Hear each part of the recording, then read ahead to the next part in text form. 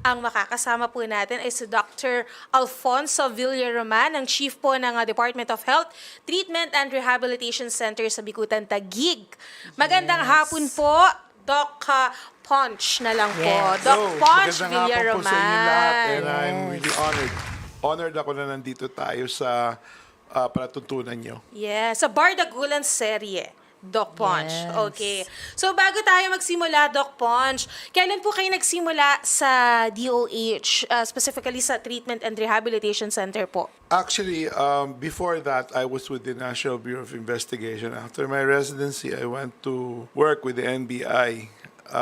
Nung araw kasi, ang NBI and PNP were handling the government drug treatment centers. It just so happens na during the early 2000s, there was the entry of a new law, amendment of RA 6425, which is now the Comprehensive Dangerous Drugs Act of 2002, which is RA 9165. So doon nakasaad na lahat ng government-operated drug treatment centers, particularly those operated by the NBI and by the PNP, were to be transferred to the Department of Health. So from then, na-transfers ako sa DOH hanggang present. Initially, we were in Tagaytay, and then we were put in different areas. Pero later on, sa Bikutan ako nagstay until I became the director there. Okay.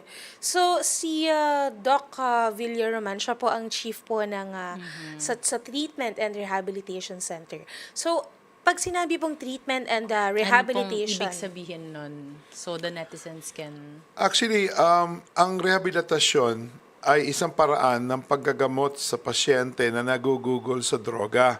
So, tinatanggal mo sa environment of use and reuse. Tapos, tinuturuan natin na palakasin ang loob niya, ang paninindigan niya na hindi gumamit ng drugs. And at the same time, we try to arm them with skills for livelihood, skills for getting into the right company, etc. So we try to help them. At the same time, tinibigyan din namin sila. Actually, hindi confrontational ngayon ang treatment at rehab. Binibigyan din namin sila ng pag-asa. Parang second chance at life. Parang ganun, yeah. Actually, it is a second chance. Yeah. Kasi yung iba pag nalugmok na, parang feeling nila, yun na yung the end. Like, wala na akong mababalikan, wala na akong ma-applyan, kasi nga, Let me tell you a little bit about common drugs of abuse in the country. Ang pinaka-common ay shabu. Ang shabu is a stimulant. Kung Okay. tumira ka niyan, ang feeling mo is you feel very elated, you feel very high. The problem is, if you stop using it, you go into an amphetamine crash. Ito yung parang withdrawal symptom. So there are withdrawal symptoms with stimulant abuse, but it's in the form of depression. So wasted sila, hindi sila makaisip ng mabuti, you feel weak and all that, you know. So what's the tendency? Magsusundutin nila, titira sila ulit. They try to avoid that feeling. It's not comfortable for them. So there comes a time na nagugugol na sila sobra, they get overindulged in drug use, they cannot afford it. So what did you resort to? Selling your own things or selling the things of your friends or family, stealing, di ba? Para masustentuhan mo. And later on, nagtutulak ka na, nagbebenta ka na. And this is the cycle so they go into legal trouble. The bad thing about addiction is despite your legal problems, despite your health problems, kasi nakaka-apekto rin sa isip ng pasyente yon. Na hindi ka nakaka-receive ng tamang nutrisyon, pumapayat ka, nagkakasakit ka. Dahil lagi kang bata, pwedeng maapektuhan ng heart mo and other organs. Yeah. Despite that, they still continue to use. So we really have to remove them from the environment. And we try to help them overcome that burden.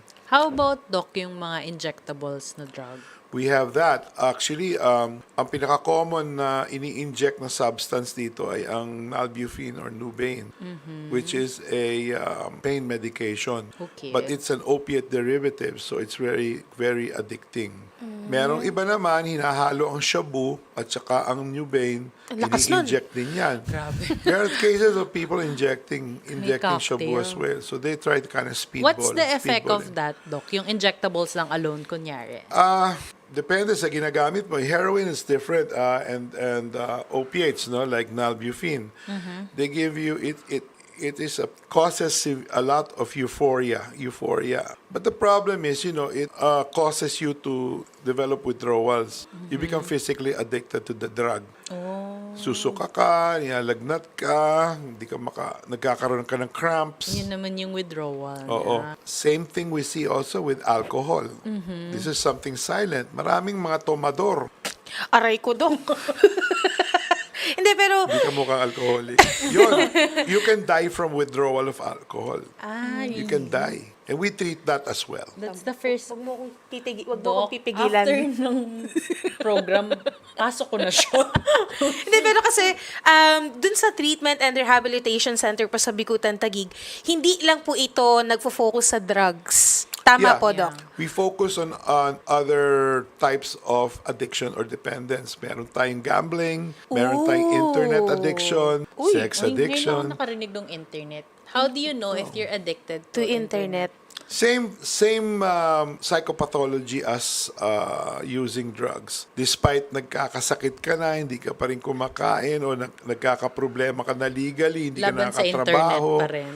Pero nag-internet ka pa rin, you get stuck with it. Really? That's the first time I've heard of it. I've seen people become violent when they stop using the internet because they have not used, kasi ano sila it's they become very psychologically dependent. Hindi lang yun, shopping is also can be also an addiction. Pero ito yung mga addiction na Pasok kita dito after. ito yung mga addiction na ayaw gumaling ang mga pasyente, lalo na asawa ko. Oh, Dok, yung credit card nyo lang maghihingalo dyan, pero kayo okay kayo. Yeah, but it's also an addiction. Yes. See, you can get into heavy debt, but you still Yes. do it, right? So, ganun din naman. Kasi ang basic reason why you become addicted to the drugs, it triggers a center in your brain, which is the pleasure center. May happiness factor. Yeah. Gina-justify. So, there's a flood of chemicals like dopamine that causes euphoria and all I that. guess kaya pag tinatanong mo yung mga nagda-drugs na like dependent, parang hindi nila ma-explain kasi nga parang doon na lang sila nagiging happy. Kaya they keep on Sometimes, doing yeah. it. But most of them, either they deny, they try to minimize their problem. Ang ibang tao naman, parang wag na akong pakialaman, Dok, kasal na ako dyan. Nakakarinig ako ng mga ganyang komento. Yung ibang tao naman, wag na akong pakialaman, hindi na ako magbabago.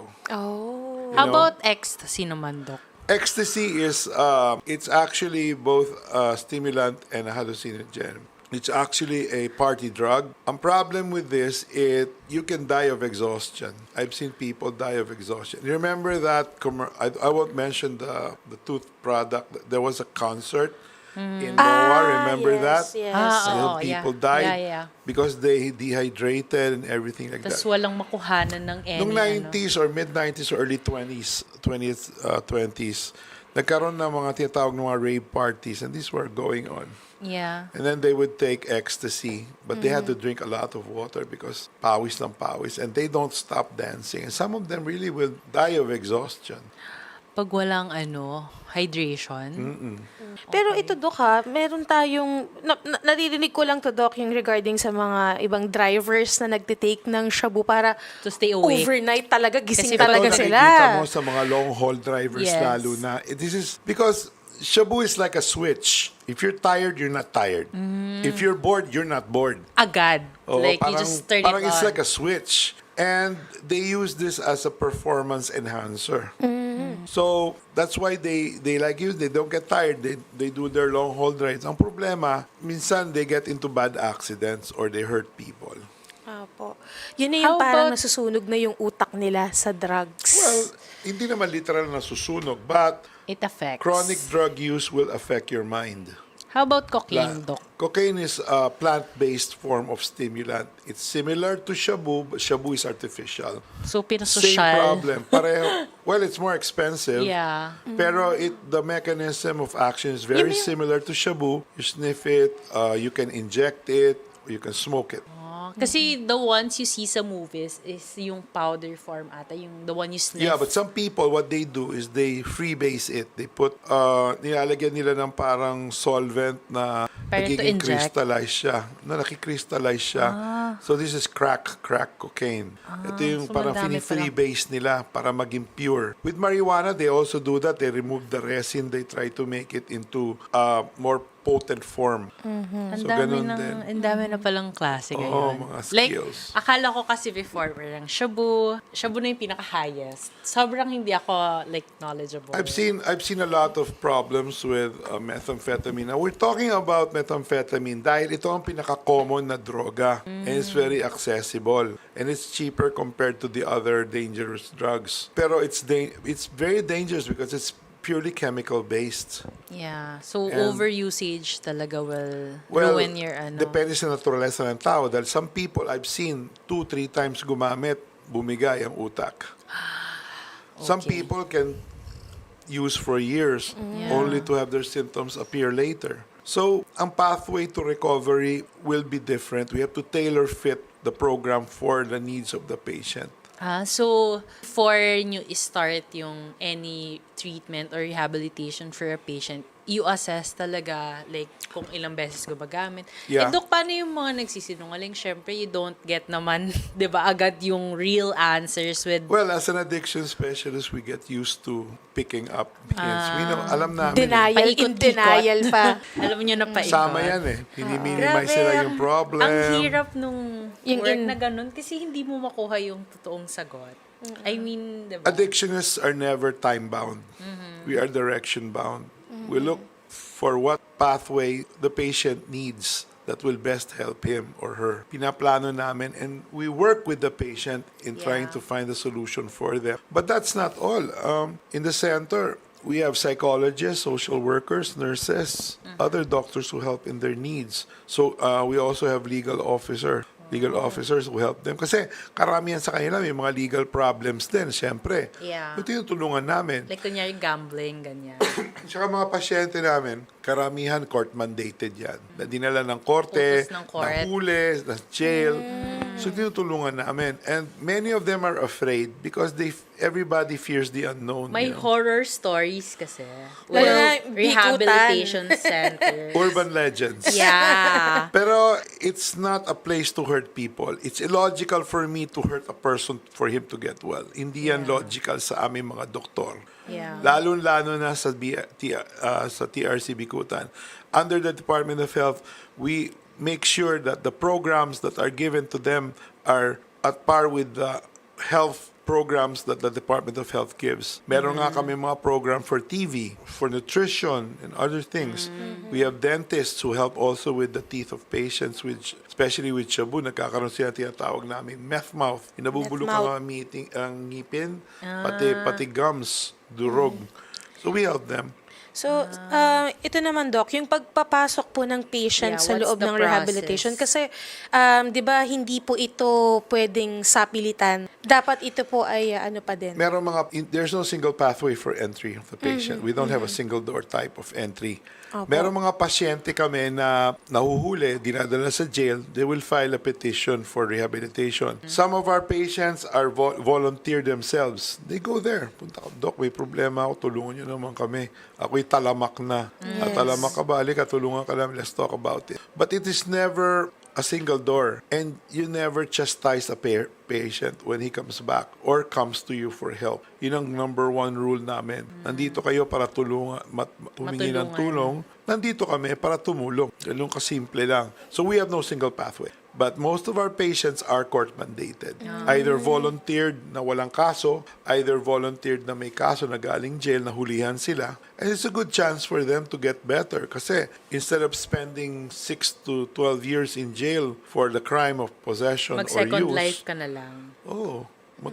magpa-treatment ka. Pero Doc, may chance, may nangyari na ba na situation na kunyari pumasok voluntarily, tapos ayaw na, parang gusto na mag-exit agad? Nangyayari yun. Pero meron kami tinatawag nga na carrot on a stick. We try, kasi alam nyo, kung ang programa nyo effective, meron kayong mga programs na tutulong sa kanila to stay, that help them want to stay. And most of our patients don't want to leave because it's a safe place. Na The walang first thing that mananakit. when they come in, we reassure them. Kasi takot sila eh. Natural yan. Some of them are into their feelings. Some of them even become violent. But that's part of life. Ini-stage namin ang treatment phases ng pasyente. What's the longest, Doc, na yung treatment nyo with the patient? Like, ano yung pinakamatagal na stay ng patient sa inyo? According to Republic Act 9165, it's 6 to 12 months. But as I said, we work with the patient on their needs and tailor fit it on the program that they have to take. It can be longer. 6 months is the minimum. You're the ones that can extend kung feeling nyo hindi pa Actually, talaga we work talaga. with the patient. Part of the team for treatment is the patient. Importante yan. Magulang, pasyente, yung staff. Lahat kami nagtutulong-tulong and we have to talk to them to try to help them. O, anong gagawin natin dito? It's just so sad that when a patient, some patients before, nung araw, I don't know about now, but nung araw talaga, they don't want to come back because na-trauma sila. May horror stories din. Well, there's always light at the end of the tunnel. And I will Yes. never deny that there were things like that before. Yeah. Because the treatment modality nung araw was draconian. Pero ngayon nagkakaroon na tinatawag na paradigm shift ang tao. Department of Health is TRC is a health facility. It's a treatment facility. We follow the rules of our Department of Health. So we try to find ways to get into programs that can help the patient and find ways that can best help the patient. Hindi kami basta-basta parang kumukuha ng ideya sa hangin tapos ini-impose namin sa pasyente. Maraming nagtatanong, Doc, is the rehab free? Depende sa kakayahan mo. Kung wala kang pera, syempre libre yan.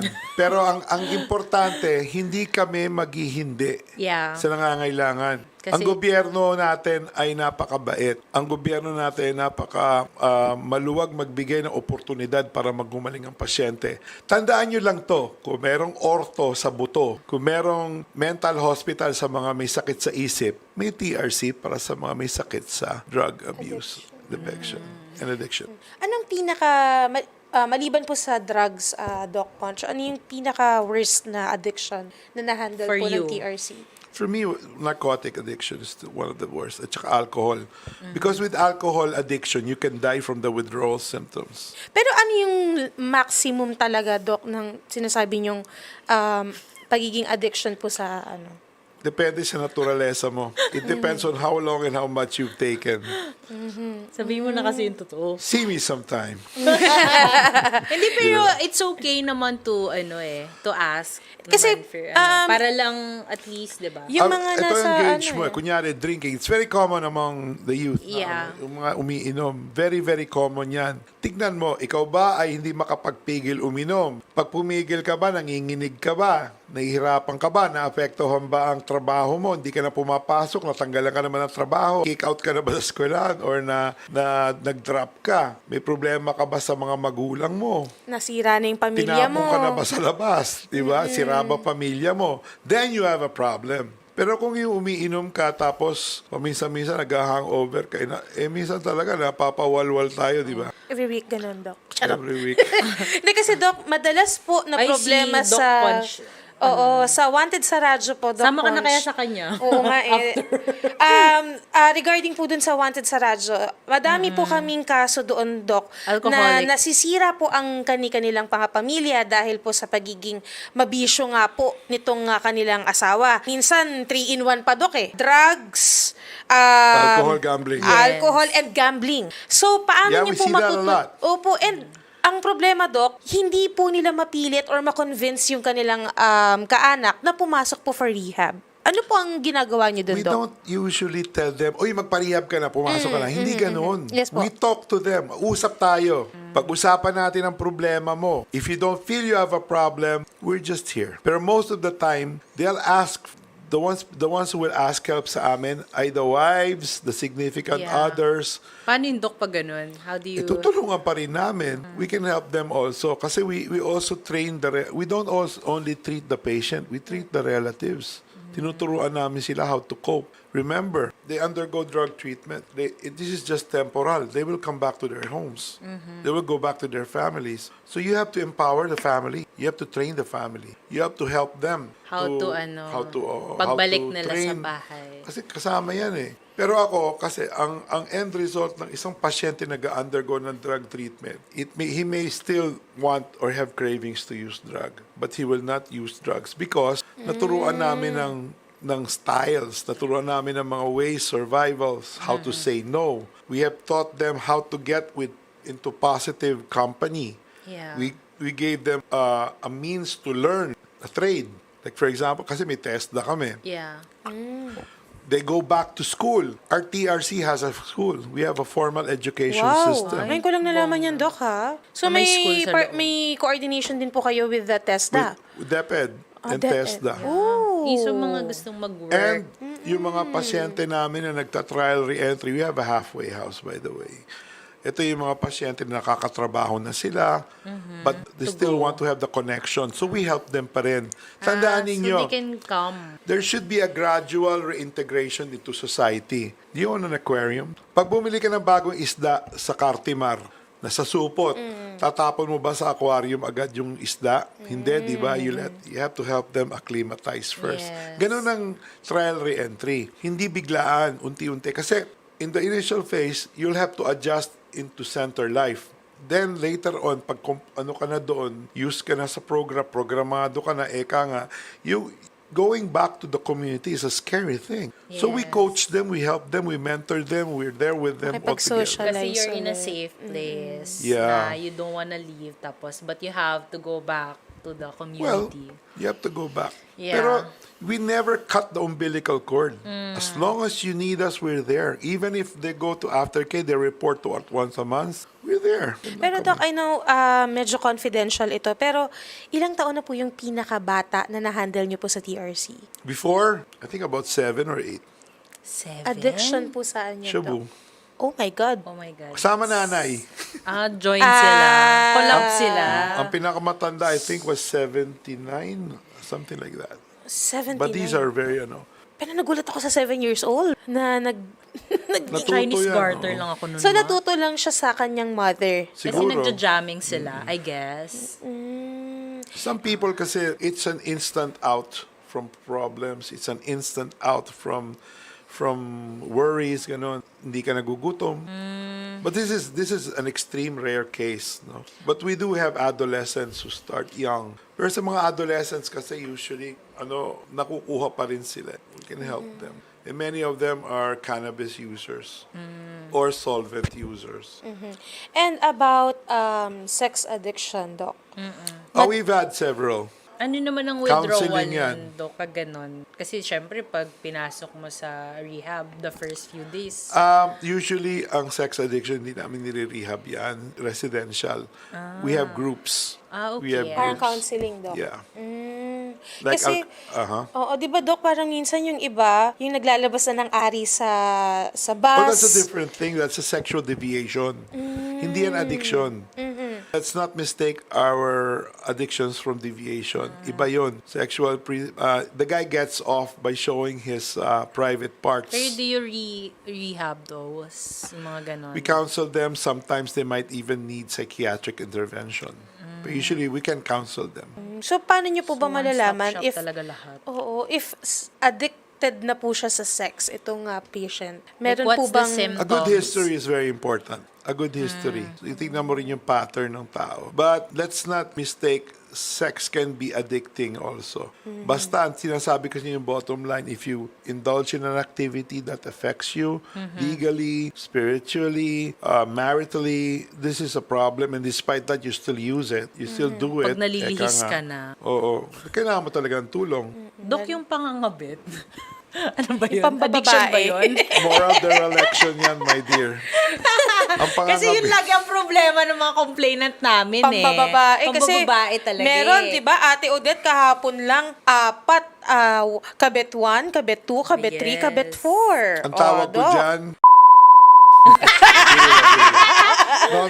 Totoo, Doc. Di ba? Well, alam mo, depende din sa, yung tao kasi syempre, meron level ng karupukan eh. So, madaling Oo, natama na naman siya, Dok. Wag lahat in one day. Hindi niya kaya. But I'm telling you, if you feel there's a problem, it's affecting your private life, it's affecting your social life, it's affecting your spiritual life, apektado pati legally, nagkakaproblema ka, health mo, then you come to us. We can help you. Huwag kayong matakot. Hindi kami nangangain ng tao. Ang importante, mag-usap tayo muna. I've seen people come to me were really galit, you know. But that's for me a barometer lang of how we can help intervene. Pwede ba natin ulitin, Doc, kung ano po yung mga addiction na pwedeng pumasok as patient po sa TRC? Or any addiction. Addiction sa droga, okay? Doon na yung mga drugs. Alak, sigarilyo, pagsusugal, addiction sa internet, sa shopping, sa mga Si Doc Bad sa trip. sex. Hindi naman. Hindi kasi lahat ng addictions kailangan i-rehab mo na ipasok sa loob. Rehabilitation can be residential or non-residential. What do you mean by that, Doc? Pag residential, pinapasok mo sa center, nandun siya for a certain number of time away from the The comfort family. zone. Oh, controlled ng environment. So, yun yung mga drugs, Doc, no? yeah, Mga yung drug mga drugs, alcohol, Pero like yung mga... gambling also, we do that, smoking, yeah. We Paano yung admit Sa those. shopping. Sa shopping. Residential ba yun o non-residential? Counseling yan. Pero this is one addiction that people don't like to get well. Di ba? Ikaw ba, admitin mo may Ay, shopping addiction hindi. ka, di ba? But we counsel them. Feeling We ko talk to them. pasok naman ako sa counseling, I feel like. I've never admitted a patient with shopping addiction. We talk to them. We talk to them. So, yun, Doc, yung pinaka-least out of dun sa mga I'm not nabanggit nyo. saying it's least, no? It's still a matter of perception or personal opinion. Kasi if it affects your work, it affects your health and everything like that. Yung sinasabi ko sa inyo kanina, Yeah. you get into legal problems and despite that you still use, then you probably really need help. Hindi naman, Doc. Parang yung pagkukuhos ko dito, may problema. May legal problem. Legal ako dito. Pero, Doc, pagdating naman po doon sa sa nicotine. Okay? Nicotine is addicting. Sa- Wala na, Doc, Ayosiya. Parang yun ang isa sa mahirap What can you din, say about Next to drugs. vaping? Vaping Ayan, is the Doc. same. The problem with vaping, yeah, there's no difference. Oh, guys. Hindi kasi ako Nicotine-based nagbe-vape. kasi ang mga juice na ginagamit nila is still Yeah. nicotine-based. And then, depende yun sa konsentrasyon, you know? But it's the same. But it has more chemicals, I'm telling you, than a cigarette. Oh, mga kabataan, alam nyo na. Kasi sila yung medyo mas active ngayon mag-vape. Kasi before... Issue ng millennial yan eh. Yes, wala naman kasi yun before. Grabe, no? Maliban po, Doc Punch, marami din po ba tayong rehabilitation center, hindi lang po sa Bikutan, Taguig? Yes. The Department of Health has over 23 drug treatment centers scattered all over the country. Northern Luzon, Metro Manila, Southern Luzon, Visayas, and Mindanao. So meron po dyan. Kaya hindi kayo, kung taga-Tugigaraw kayo, hindi kayo kailangan pumunta sa Bikutan para magpagamot. Marami Baka po kasi, malapit Doc, sa kayo inyo. gusto makausap mismo. Pwede naman akong tawagan eh. Bakangas talaga si Doc. Dali lang akong kausap. So, magkikipag-coordinate lang po, Doc, sa mga Yes. LGUs nila. You can coordinate, like I said, there's no single pathway. You can coordinate with your LGUs. You can talk to your local executives on where to bring your patient or if you want to go there. Kung malapit kayo sa Bikutan, tara, punta na lang kayo sa amin. Pero alam mo, Doc, parang masarap mag-visit nga doon sa Please. TRC. Yeah. Kasi ang unang-unang dapat matutunan nyo, before you are afraid of something, pag-aralan nyo muna. Tingnan Yeah. nyo. Although we're inside the police camp, but we're like the Vatican. We're totally independent from... Shala kayo sa From- part na yun, Doc. Anong shala? Social. Vatican eh. Opo. Anyway, ganun. We try to help people. Basta pumunta lang kayo sa amin. And, ang pinaka-importante, hindi kami nagja-judge. Bawal ang judgmental sa amin.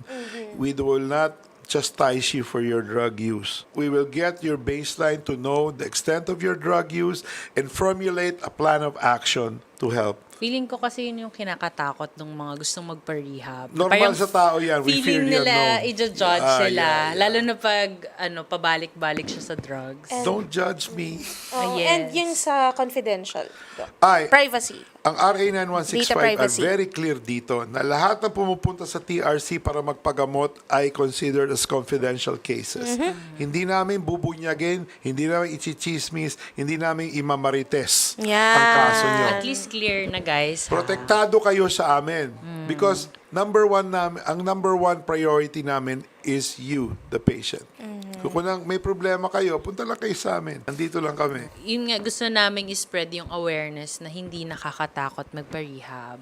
Alam nyo, yung mga kuryoso Nasaan ba ang TRC Bikutan? Nasa loob kami ng Camp Bagong Diwa. Pumasok lang kayo doon, hanapin nyo lang yung pulis, sabihin nyo, saan po mapunta rehab? Punta lang kami. Pumunta kayo, bisitahin nyo kami. Actually, Doc, yun nga po Meron kami iniisip ko activity sa doon. vlog. But, Yeah. syempre, confidential yung mga patient nyo doon. Pero gusto naming bisitahin. Parang just to show the facilities Yeah, you can do that. we A lot of people ano, go there offer. to film our place. Yeah. A lot. And of course, we have certain rules. Hindi namin pinapakita ang mukha nila. Yes. Pero we can show the backs or whatever, and then we can show you what they do. Para matanggal yung mga haka-haka na, nakakatakot doon. Recovery is never a painful process in our new mindset. Recovery should never be fraught with trials, tribulations, pains, and hardships. Recovery should be fun. Much Doc, bakit better. kaya may mga tao na in denial sa pagiging addiction nila? Parang Pagiging, pag-ibig yan. In love ka, pero in denial ka pa rin. Mars, sabunan pa man talaga yung ang self buhay, mo. hindi pong in love ka dun sa isang tao pero dinideny mo pa din, Doc. Abogado Ganun ba yan, yun? Okay lang yun. So, Doc, mga kapatid, kung gusto niyo po, ayun nga po sinabi ni Doc, kung malayo po kayo, kung kayo po nasa Tugigaraw nga po, no? Yes. Tugigaraw lang ba? Visayas and Mindanao, pwede po kayong makipag-coordinate sa Sa inyong mga LGU. LGUs ninyo. Or pwede nga po kayong mag-visit sa Facebook page po. You can also go to your Center for Health Development, yung mga regional offices ng Department of Health. Nandiyan po sila at meron silang mga effective na pipelines upang dalhin ang ating mga pasyente sa mga kinauukulan. At huwag kayong mag-alala, hindi namin kayo sinasaktan, hindi namin kayo huhusgahan, hindi namin kayo aalipustahin, hindi Yun namin na to. kayo lalaitin. Yun. Judge. And Huhusgahan. recovery is not gonna be a painful process for you. We give something in return, education. Yun yung A maganda. skill that will help you. Pag lumabas ka, kung wala kang trabaho, sige, tulungan ka namin mag-develop ng skill. Fuerza de voluntad, yung strength of character in how to say no. You're trained with the skills and tools that you develop to say no to people, places, and things. And more importantly, you go back to your family as Yes. productive citizen. You go back to being your spiritual selves. Kung religyoso kayo, balik kayo sa religion. Di ba? Tinuturuan niyo din sila doon, Doc. Yeah. Na We have bumalik mass, we daw sa have Diyos. non-denominational kami. No, Opo. I'm not a preacher. I'm only a doctor. But we have masses. We have services for other religions. We have imams to help us with our for our Muslim brothers. Para cater to all talaga. To all Lahat religions. talaga. Kasi wala namang kaming dapat And more importantly, sa Bikutan, meron kami mga babaeng pasyente na tinutulungan. Which is closest to my heart. Kasi mahirap pag-addict ang babae. Mahirap. Dahil, The What's things the they go difference? through. What's the difference pag babae yung addict? Ginagamit sila. Tit for tat. Sad. I did a study in 2013 on prior sexual abuse as a predisposing factor to drugs. And it was found out that many of them were sexually abused as children. And they tried to use drugs to escape. But more importantly, when you get into drugs, na babae ka, ginagamit mo yun sa tool for survival on how to get drugs. Katawan mo kapalit. Yeah, yung Kawawa iba. ka naman, di ba? O nagkakasakit ka, nagkakaroon ka ng mga HIV, venereal diseases, nagkaka-baby ka, Just na because kawawa you naman, want the tapos ka drug. nagda-drugs, the baby comes out with differencia, di ba? Nahuhuli ka sa drug then, napunta ka sa jail, kawawa naman. So we try to find a way to emancipate our sisters from this. So anyway, Doc, gusto ko po sana na i-invite niyo po yung ating mga netizens na nanonood and kung ano po yung maipapayo niyo pa po sa mga gusto pong pumasok po sa TRC. Yes. Maraming salamat sa oportunidad na to at ang Department of Health Treatment and Rehab Center ay nandirito po 24/7 para tulungan kayo. Hindi ho kami nananakit, hindi kami naguhusga, hindi namin binibigyan ng prosesong mahirap, imposible, masakit ang pasyente para sa recovery niya. Ito'y pagamutan po. Nandito lang po kami para kung kailangan nyo ang tulong namin, hindi kami mag-hesitate na tulungan kayo. Nagpapasalamat din ako sa oportunidad na nabigyan sa amin ng Department of Health upang mapaganda ang aming serbisyo para sa mga nangangailangan, lalo na sa droga. You can go to our place anytime. You can visit us. You can write to us. You can email us. Nandito lang kami. Huwag kayong matakot na magpatingin sa amin. At sigurado po na bibigyan namin kayo ng pinaka-doable na solusyon para sa problema ninyo. We are here to help. We're happy to help. And we're looking forward to help you. Ayun. So, ito po yung DOH, small letters lang po Ayan. lahat ha. DOH, TRC, Bikutan. Bikutan, BICUTAN, At Meron din yahoo.com. DOH, trcbikutan@gmail.com. I think you should use, that would be a better email for you to use. So, DOH@trcbikutan@gmail.com. So, thank you very much, Dr. Alfonso Villaroman. Dr. Ponch na lang. Dr. Punch. Oo, si Doc Punch. Alfonso Villaroman. And, Doc, regards din daw po, sabi po ni Jam, yung aming reporter. Napaka-accommodating Buhay niya daw pa ba po sa si Jam? TRC. Yes! Love ni Kulot pa rin Jam. siya. Oo, lalo Yeah, I na know. Doc. Oo, ni Jam si Yes. Doc Villaroman. So, si Doc Punch Villaroman po, ang director po, chief ng Department of Health, Treatment, and Rehabilitation Center po sa Bikutan, Taguig.